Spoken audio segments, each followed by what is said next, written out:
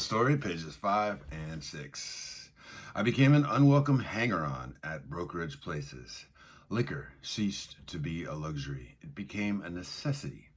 Bathtub gin, 2 bottles a day, and often 3, got to be routine.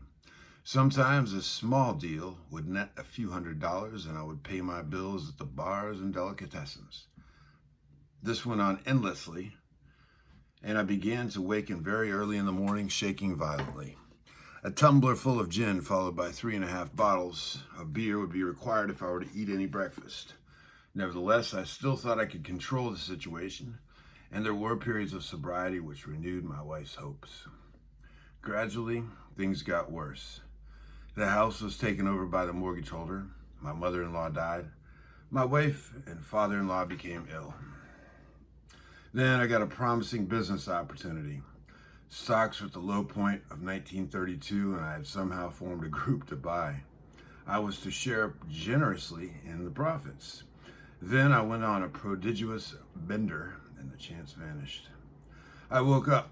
This had to be stopped. I saw I could not take so much as one drink. I was through forever. Before then, I had written lots of sweet promises, but my wife happily observed that this time I meant business. And so I did. Shortly afterward, I came home drunk. There had been no fight. Where had been my high resolve?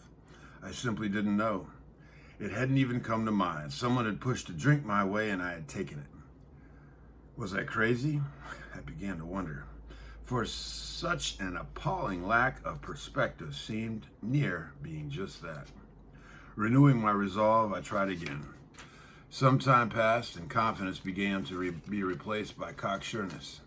I could laugh at those gin mills.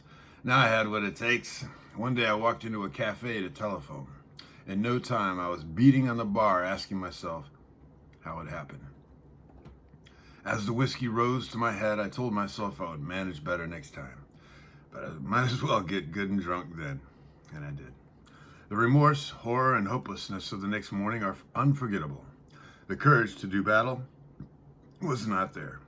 My brain raced uncontrollably, and there was a terrible sense of impending calamity. I hardly dared cross the street lest I collapse and be run down by an early morning truck, for it was scarcely daylight. An all-night place supplied me with 12 glasses of ale. My writhing nerves were stilled at last. A morning paper told me the market had gone to hell again. Well, so had I. The market would recover, but I wouldn't. That was a hard thought. Should I kill myself? No, not now. Then a mental fog settled down. Gin would fix that. So, 2 bottles and oblivion. The mind and body are marvelous mechanisms, for mine endured this agony 2 more years. Sometimes I stole from my wife's slender purse when the morning terror and madness were on me. Again, I swayed dizzily before an open window, or the medicine cabinet, where there was poison, cursing myself for a weakling. There were flights from city to country and back, as my wife and I sought escape. Then came the night when the physical and mental torture was so hellish I feared I would burst through my window, sash and all. Somehow I managed to drag my mattress to a lower floor, lest I suddenly leap. A doctor came with a heavy sedative.